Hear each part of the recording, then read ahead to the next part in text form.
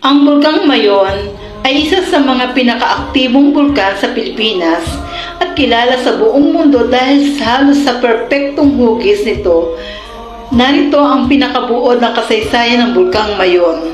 Matatagpuan ito sa lalawigan ng Albay sa rehiyon ng Bicol sa katimugang bahagi ng Luzon. Ayon sa alamat, ang pangalang Mayon ay hango sa salitang Magayon na nangangahulugang maganda.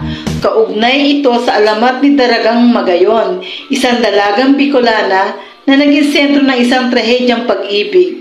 Sinasabing ang bulkan ay nabuo sa lugar na kung saan siya inilibing.